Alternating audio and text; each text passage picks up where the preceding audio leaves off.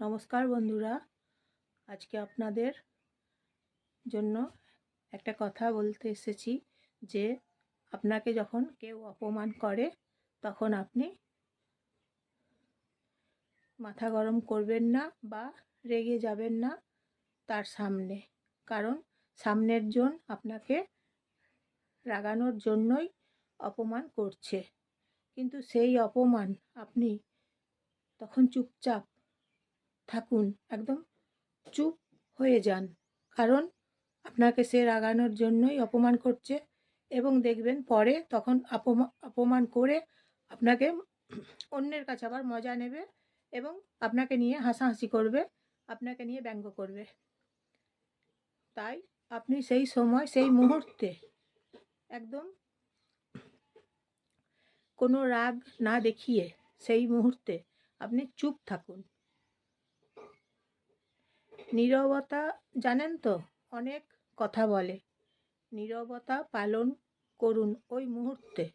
কারণ ওই মুহূর্তে তাকে জানানো যাবে না যে আপনি তার কথায় রেগে গেছেন, একদম জানাবেন না, তাহলে সে বেশি সুযোগ নেবে, এমনকি আপনাকে ব্ল্যাকমেলও করবে।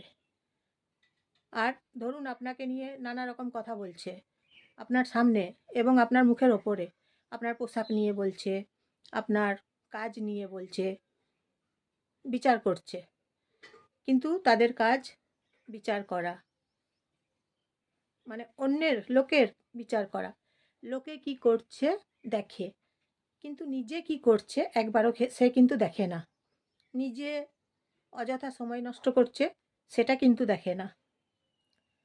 তাই তার লক্ষ্য আপনাকে রাগিয়ে, আপনার মাথা গরম করে দিয়ে সে মজা নেবে, মজা করবে। সেই জন্য আপনাকে তার কাছ থেকে রেগে যাওয়া চলবে না। আপনি জানতে দেবেন না যে আপনি রেগে গেছেন, কারণ তাহলে সে বেশি সুযোগ পেয়ে যাবে। আর অপমানের জবাব কিভাবে দেবেন শুনুন। আপনি তখন, ও যখন রেগে যাবে, সামনের জন আপনাকে রাগিয়ে দেবে, সেই মুহূর্তে আপনি তার সামনে একটু মিষ্টি হাসি হেসে ফেলুন। তখন দেখবেন ও আরও বেশি রেগে যাবে। যেমন ধরুন একটা গাছকে আপনি পাথর ছুঁড়ুন, বড় ইঁট ছুঁড়ুন, পাথর কিন্তু আপনার সাথে কথা বলবে না, রেসপন্স করবে না, উত্তর দেবে না আপনাকে। গাছ সেই রকম গাছের মতন তখন আচরণ করুন, চুপ থাকুন। একটা গাছকে যদি কেউ অপমান করে, একটা গাছকে যদি কেউ পাথর ছোঁড়ে, তখন সেই গাছটা তো কথা বলতে পারছে না। সেই রকম নিজেকে তখন গাছের মতন করে নিতে হবে, যাতে সে বুঝতে না পারে যে আপনাকে অপমান করছে, সেই অপমান ও তখন দেখবেন রেগে যাবে নিজের মনের মধ্যে, যে একে এত অপমান করছি তাও রেগে যাচ্ছে না, কিন্তু ওর উদ্দেশ্য আপনাকে রাগিয়ে তোলা, আপনার মাথা গরম করে দেওয়া, যাতে আপনি চিৎকার করেন। সেই জন্য কিন্তু আপনাকে তখন চিৎকার করা চলবে না, রেগে যাওয়া চলবে না, জোরে কথা বলাও চলবে না, একদম চুপ থাকতে হবে, যাতে আপনি তাকে সুযোগ দেবেন না, ও যাতে আর সুযোগ না পায়।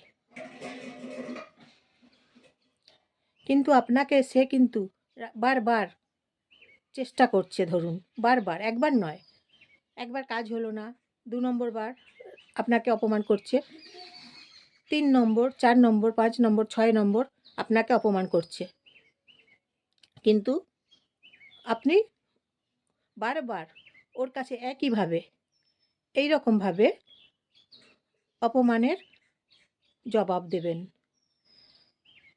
রেগে যাবেন না, মাথা গরম করবেন না। ধরুন সামনের জন তো আপনাকে বারবার রাগিয়ে দিচ্ছে, মজা নিচ্ছে, আপনার জীবনটাকে নিয়ে বিচার করছে, কিন্তু তার জীবনটাকে নিয়ে একবার ভাবুন তো, বিচার করতে গেলে কি হবে? তার জীবনটাকে নিয়ে বিচার সবাই বসতে হবে। কেন সুযোগ দেবেন? অন্যের হাতে কেন নিজেকে তুলে দেবেন?